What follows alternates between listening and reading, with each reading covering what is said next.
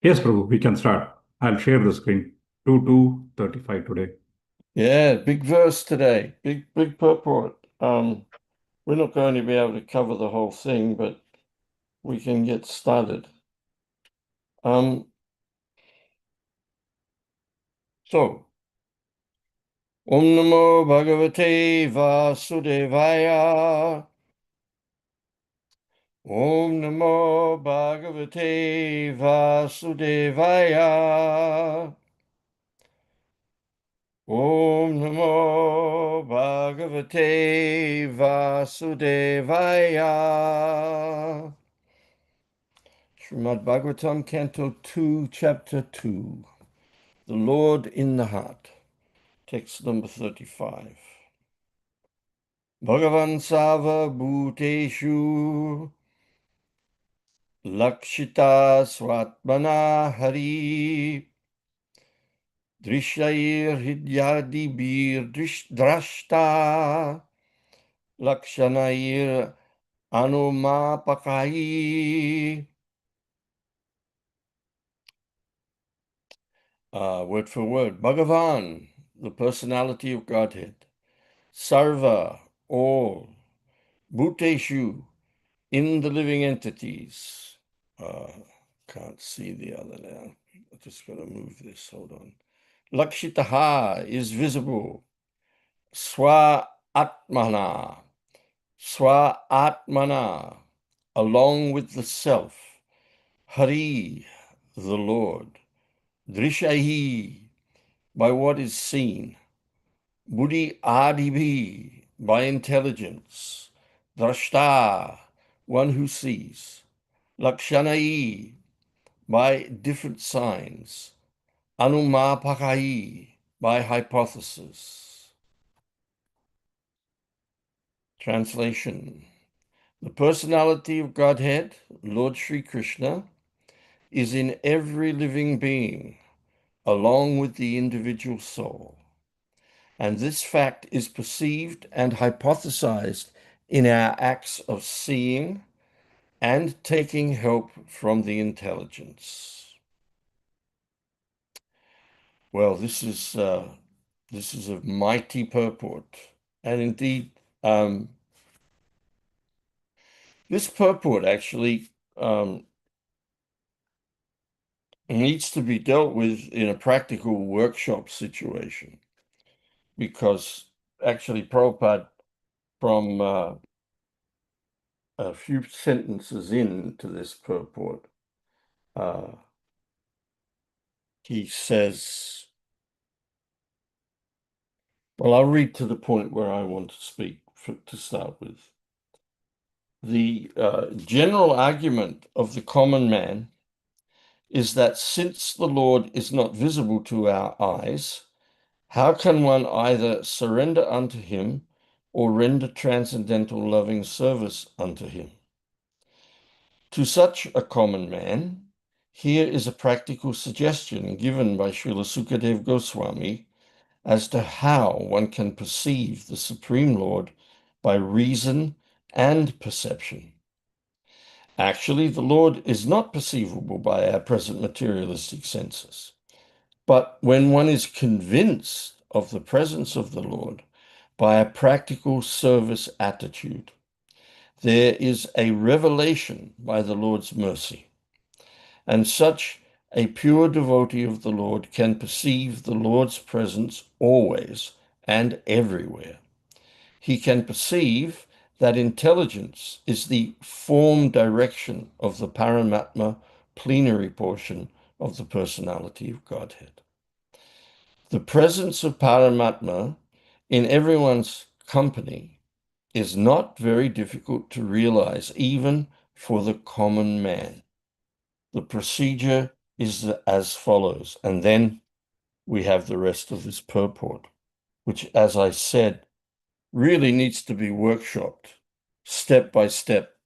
Perhaps, maybe not this year, but I'm going to be, hopefully by Krishna's arrangement, I'm going to be coming to Brisbane at this time of year So maybe we can arrange and develop a workshop about this. Um,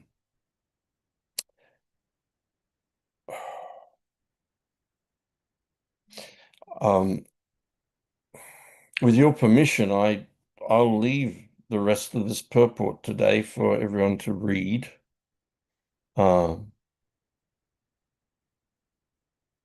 I may come back to some points in the last paragraph as we go along, but I wanted to talk about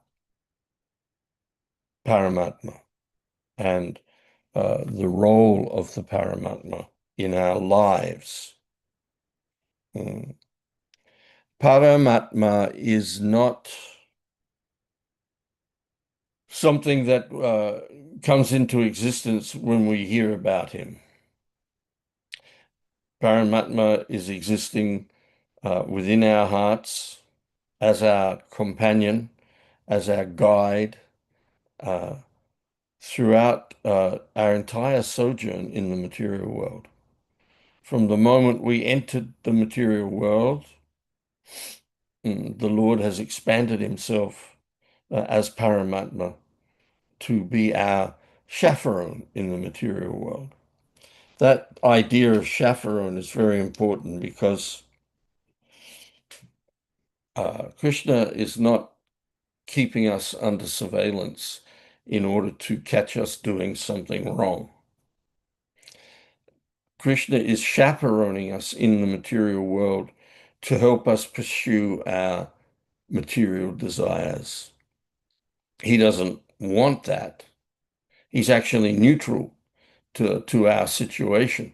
He's not wanting to inflict pain upon us, although we all experience suffering in the material world. Abrahma bhuvana loka punaravatino juna. You'll have to excuse me 1 second. I didn't bring my glass of water. I need my glass of water.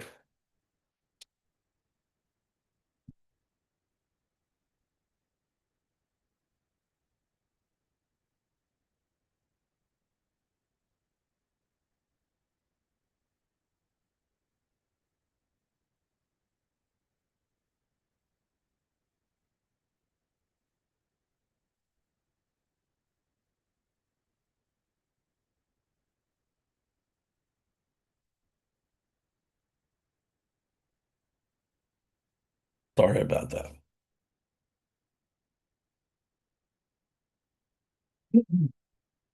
So a chaperone is someone who watches over us and protects us, actually protects us.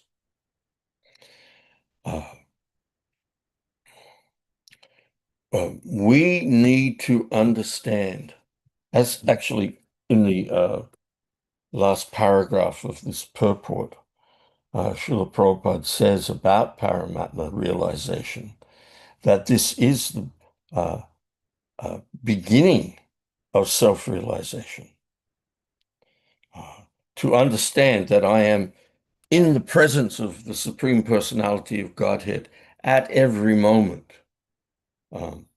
is not something that we should be afraid of, or rather, it is something that we need to overcome the fear of. That fear of spiritual existence, the existence of the spiritual. In other words, my existence as a spiritual being and the existence of the Lord as a spiritual being is something that has become very alien to us. We have been living away from ourselves for a very long time. We've been living in forgetfulness of our actual selves and forgetfulness of the actual position of the Supreme Personality of Godhead for a very long time. A very long time is a relative statement. Our memories are actually very short in this age of Kali. So a very long time for us in our present condition can be just a few weeks even, or a few years. But when Srila Prabhupada is saying we've been in the material world pursuing material desires since time immemorial, he means for countless creations. If we understand from the eighth chapter of Bhagavad Gita that one life of Brahma, one duration of the existence of a universe is 311 trillion and 80 billion years. Inconceivable amount of time. Inconceivable. And we have been in this material world, not just for this creation, but, well, there's one lecture from the 1970s where Srila Prabhupada was talking about material miseries, saying they are coming one after the other, one after the other, one after the other. And he said, this has been going on since the beginning of creation. And then he said, what to speak of this creation? We have been in the material world for billions of creations. Now, in the 1970s, billion was a real buzzword. There were millionaires, but there were just a few billionaires. National budgets were measured in billions. Now they're measured in trillions. And we're talking about, we're hearing in the media that the Crown Prince of Saudi Arabia is probably a trillionaire, one man. And so a billion in those days was a lot. But actually, a billion is just a name of a category of a number and it comes from Latin. You've got million, billion, then trillion, then quadrillion, then quintillion. All you have to do, keep adding three zeros, goes on and on and on. So I know that it goes million, billion, trillion, quadrillion, quintillion, sestrillion, septrillion, octrillion, nonatrillion. I don't know where it goes after that, but there's a word for it somewhere. And it goes on and on and on and on. So we need to have this awareness that we have been in the material world, forgetful of ourselves and forgetful of the Supreme Lord, since time immemorial, inconceivable amount of time.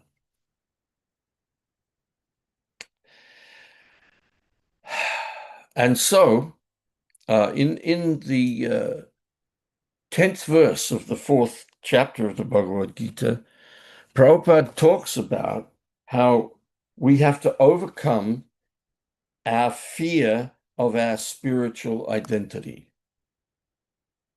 Identity is a word which means basically the same.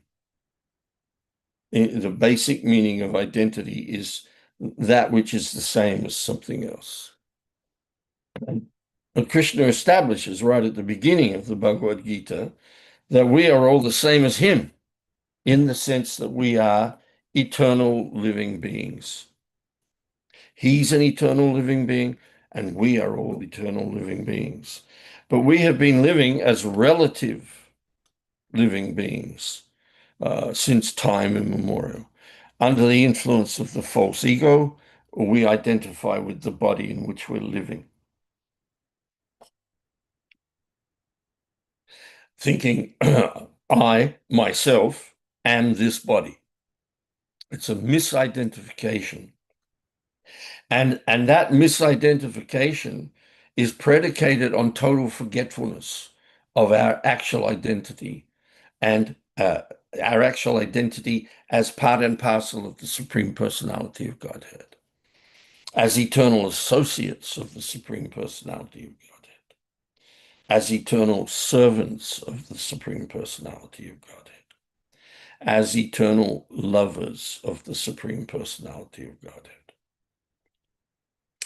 And in this condition, under the influence of the three modes of material nature, we have entered into the game of life in the material world. And the game of life in the material world is a game of penalties and rewards. You do a certain, you gratify somebody in a way that they want to be gratified, and you get some reward. You don't gratify them in the way that they want to be gratified, and you get some punishment. And this is going on so that we are just sojourning in this material world, birth after birth after birth after birth, moving around from the highest planets to the lowest planets through 8,400,000 species of life. All of this is going on in a state of amnesia, a state of forgetfulness of who and what and who we actually are. And incorporated in that forgetfulness is our forgetfulness of Krishna.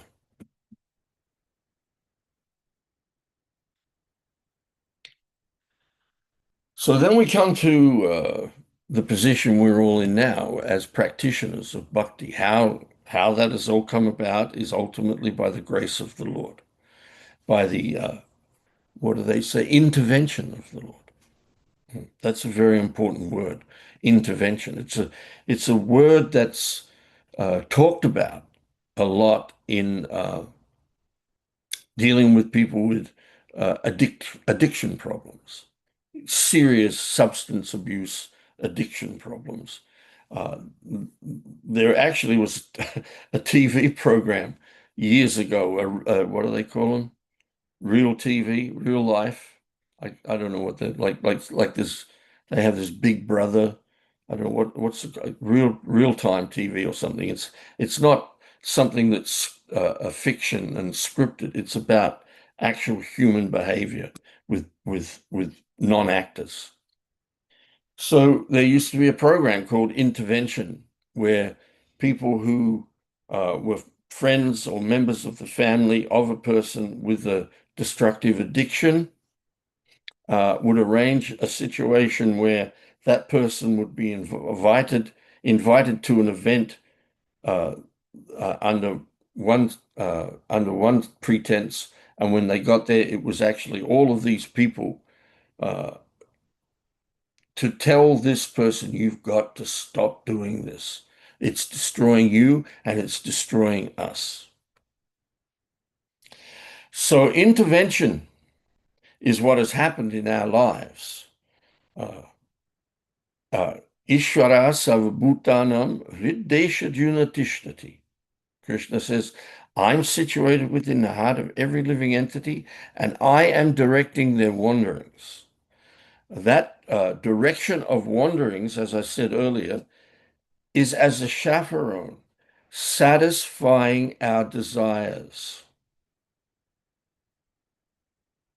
Krishna has nothing to do with the material world. He has no desire for us to be in the material world. He does not want us to have to accept the circumstances of whatever the situation may be that we desire. But because he doesn't interfere with our independence, then he allows it. He facilitates us. And he's been facilitating us in this material world since the moment we entered the material world. But now something very particular has happened. And that is that by the grace of the Paramātmā, by the grace of the Lord who is directing our wanderings, we've come in contact with a pure devotee of the Lord, with the teachings of a pure devotee of the Lord. There's been an intervention in our lives. We've been chosen for that. We've been chosen for that. If we take Bhagavad Gita as our basic text, we understand that Arjuna is playing the role of every man in the Bhagavad Gita. And through Krishna's teaching to Arjuna, Krishna is teaching us. It is a direct connection. The example Prabhupada gives actually a little later on in the second canto, is how the mother-in-law instructs the daughter-in-law. So every woman runs her kitchen differently. So when a girl gets married, traditionally, she goes to the home of her in-laws, and she engages in the household activities of the in-laws under the direction of the mother-in-law. But the mother-in-law is considerate that, well, this young girl, she's been brought up by another woman, and every woman runs her kitchen differently and manages her household differently. So this girl is conditioned in a certain way. So rather than cause her any alarm by correcting her in her activities, she instructs her own daughter in front of the daughter-in-law. So that the daughter-in-law, all she has to do is watch and listen and learn. The daughter knows everything anyway. She doesn't need instruction. But the mother-in-law does this out of mercy, actually. It's graciousness. So Krishna creates this situation in Bhagavad Gita where he's instructing Arjuna, who knows everything anyway, but he puts Arjuna into a state of perplexity and bewilderment so that Arjuna surrenders to him for instruction. So in this regard, in the fourth chapter of the Bhagavad Gita, when Krishna is explaining the Paramātmā, and he says he's chosen Arjuna to hear this because he's his devotee and his friend. In the purport, Prabhupada says, Krishna has selected Arjuna. So the fact of the matter is that somehow, by some inconceivable consideration to us, it's inconceivable to us, but the fact of the matter is Krishna, as the Paramātmā within the heart of every one of us, has chosen us to have this opportunity to hear the absolute truth from the mouth of a pure devotee. This is all guided by Supersoul. In fact, is it explained that the spiritual master is the external manifestation of the Supersoul. And so in the Chatusloki of the Bhagavad Gita, we get these two beautiful verses, which I'm sure you're all familiar with. Tesham satata yuktanam bhajatam pritipurvakam dadami buddhi yogam tam yena mamupayanti te. Tesham ivanukam bhatam aham ajnana jam tamaha. Nashayam yatyabhavasto jnana dipena bhasvata. These two verses are very, very important for our understanding of our situation in relationship to Paramātmā now that we have taken to the path of bhakti. To those who are constantly devoted to serving me with love, I give the understanding by which they can come to me.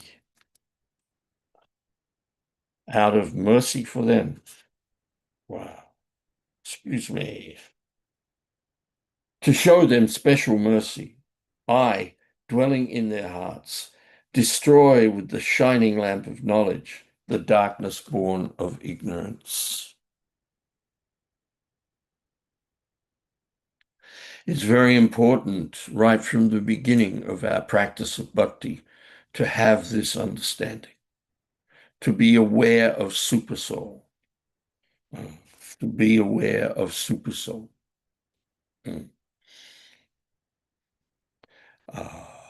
And the role of the spiritual master and the role of the representatives of the spiritual master, the role of the leaders of the society of devotees is to help every single devotee develop an understanding that they are in the presence of Supersoul and that Supersoul is their dearmost friend and guide in this world and has been present with us since time immemorial. And this is all only possible in the process of bhakti. Because as Prabhupada, rather as Krishna says in this verse, Tesham satati yuktanam bhajatam priti purvakam. Priti means love. Priti means love.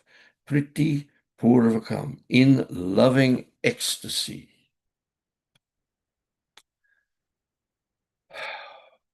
Bhakti is only about love. Bhakti is about awakening and re-entering our lost loving relationship with Krishna.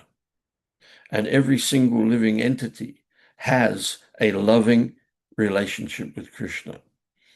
It's individual, it's personal, it's unique. Every single living being. Well, actually, to say every is that limits us. I mean, I can say every drop of water in this cup. Well, that means there's limitation. Every drop can be drunk.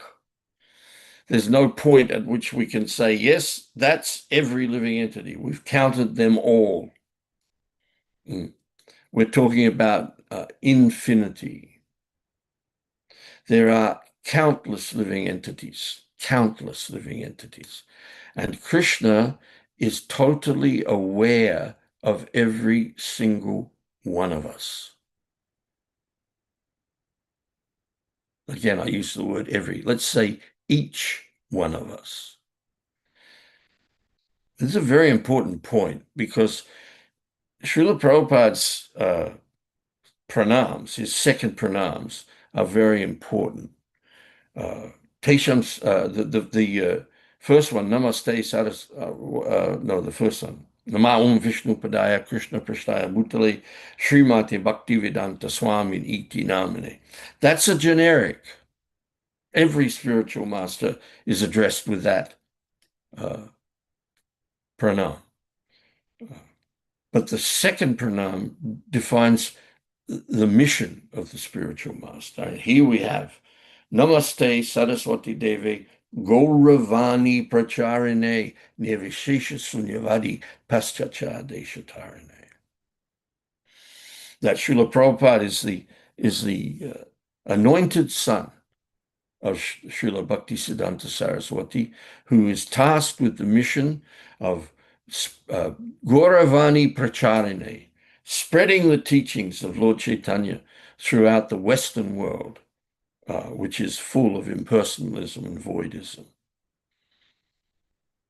The whole world is the Western world now. Everybody's emulating the West. And the West is full of the philosophy of Nirvishesha Sunyavadi, that the ultimate truth is void or impersonal. Krishna establishes the eternal, individual, personal existence of every living entity, including himself, right from the beginning of his teachings to Arjuna. The reason why he is doing this is because as Bhagavad Gita unfolds, we come to understand that Bhakti Yoga is actually the occupation, the Sanatan Dharma of each living entity. And the essence of Bhakti is love.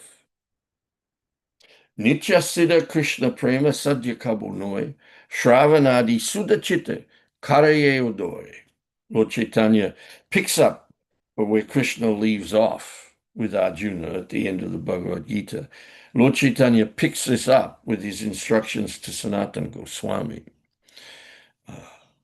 And he says in this verse, Nitya Siddha Krishna Prema. Nitya Siddha, it means eternally established, inalienable from us, is Krishna Prema. We exist to love Krishna. Nityasiddha Krishna Prema, Sadhya Kabul Noi.